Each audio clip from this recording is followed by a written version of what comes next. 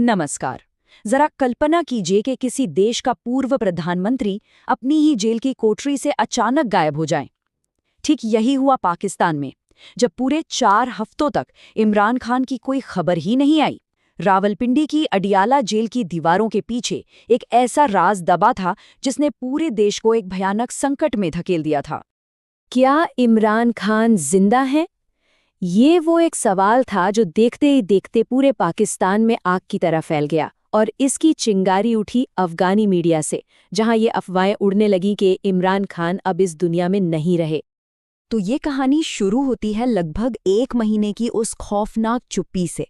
Jail में बंद एक पूर्व नेता से दुनिया का हर संपर्क अचानक बिना कोई वजह बताए काट दिया गया। और देखिए, ये कोई मामूली पाबंदी नहीं थी।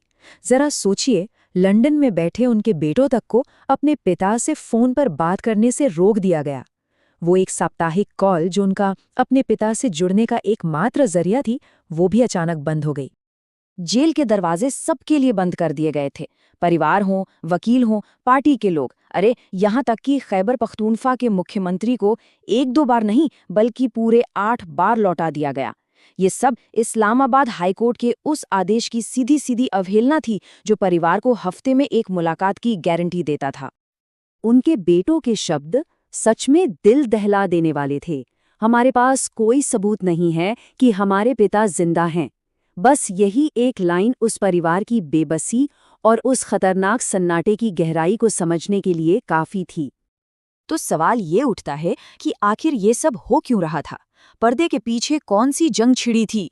चलिए अब मिलते हैं इस टकराव के मुख्य किरदारों से। एक तरफ थे देश के प्रधानमंत्री शहबाज शरीफ और दूसरी तरफ थे सेना प्रमुख आसिम मुनीर। ये हैं पाकिस्तान के 2 सबसे ताकतवर लोग और इमरान खान के मुद्दे पर दोनों आमने सामने खड़े थे।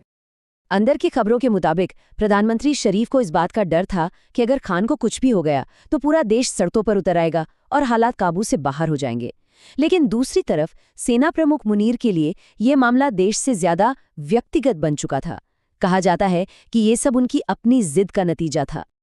और मुनीर की इस जिद की वजह आप सुनकर हैरान रह जाएंगे। कहा जाता है कि ये पूरा तमाशा सिर्फ एक सोशल मीडिया पोस्ट का बदला लेने के लिए किया गया था। और बहुत जल्द पर्दे के पीछे की ये लड़ाई अब सड़कों पर उतरने वाली थी। देखिए कि कैसे ये संकट एक विस्फोटक मोड़ पर आ पहुंचा। देखिए, पहले हफ्ते संपर्क टूटा। दूसरे तीसरे हफ्ते तक मौत की अफवाहें आग पकड़ चुकी थीं। चौथे हफ्ते में परिवार अदालत पहुंच गया और फिर एक दिन तय हुआ, मंगलवार, जिस दिन अदालत में सुनवाई भी होनी थी और देश भर में जबरदस्त विरोध प्रदर्शन की तैयारी भी थी। टकराव होना तय था। सरकार बुरी तरह घबरा गई। उन्होंने फौरन धारा 144 लगा दी, यानी 4 से ज्यादा लोग कहीं भी एक साथ इकट्ठा नहीं हो सकते। सच तो ये है कि सरकार का ये डर ही इस बात का सबसे बड़ा सबूत था कि वो खान के समर्थकों की ताकत से कितना खौफ खाती है। देश में तनाव अपने चरम पर था। अब इस्लामाबाद हाईकोर्ट के पास दखल देने के अलावा कोई और चारा नहीं बचा था और यहीं से इस 4 हफ्ते पुराने रहस्य पर से पर्दा हटना शुरू हुआ। कोर्ट के सख्त आदेश ने आखिरकार जेल के ताले खोल दिए। इमरान खान की बहन उज़्मा खान जेल के अंदर गईं। वो 20 मिनट, मानो पूरे देश ने अपनी सांस रोक रखी थी, ये इंतजार करते हुए कि वो बाहर आकर क्या कहने वाली हैं।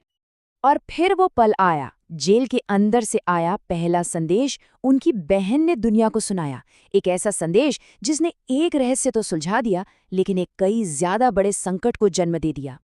तो उनका बयान छोटा था, लेकिन किसी बम धमाके जैसा था।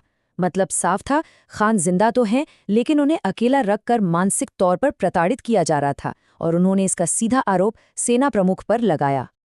तो ये तो पता चल गया कि इमरान खान जिंदा हैं, लेकिन इस एक जवाब ने पाकिस्तान की हुकूमत के अंदर चल रही एक बहुत गहरी और खतरनाक लड़ाई को सरेआम कर दिया। आखिरकार ये पूरी कहानी घूम फिरकर एक ही सच पर आकर टिकती है। पाकिस्तान की सरकार और सेना इमरान खान से डरती है। क्यों? क्योंकि आज भी जेल में होने के बावजूद वो पाकिस्तान के सबसे लोकप्रिय नेता हैं। और अगर किसी को इस डर का कोई सबूत चाहिए तो जरा 2024 के चुनाव के इन नतीजों पर नजर डालिए। उनकी पार्टी पर बैन लगा था, वो खुद जेल में थे, फिर भी जिन आज़ाद उम्मीदवारों को उन्होंने सिर्फ अपना नाम दिया, उन्होंने सबसे ज्यादा सीटें जीती। इसका मतलब क्या है? मतलब साफ है, आज पाकिस्तान में वो सरकार नहीं है जिसे जनता ने सबसे ज्यादा वोट दिए, बल्कि वो सरकार है जिसे कथित तौर पर सेना प्रमुख ने अपने हिसाब से बनवाया है। और अब ये लड़ाई प्रधानमंत्री और सेना प्रमुख के बीच और भी गहरी होती जा रही है। वजह? कहा जा रहा है कि मुनीर अब और भी ज्यादा ताकत चाहते हैं, एक नया सुपर पावरफुल पद, जिस पर प्रधानमंत्री शरीफ की सहमति नहीं है। ये तनाव एक ऐसा सवाल खड़ा करता है जो पाकिस्तान के इतिहास में एक बुरे सपने की तरह बार बार लौट कर आता है। अगर सेना प्रमुख को लगता है कि उन्हें कमजोर किया जा रहा है, तो क्या वो खुद सत्ता पर कब्जा कर सकते हैं? तो अंत में एक सवाल का जवाब तो मिल गया, इमरान खान जिंदा है।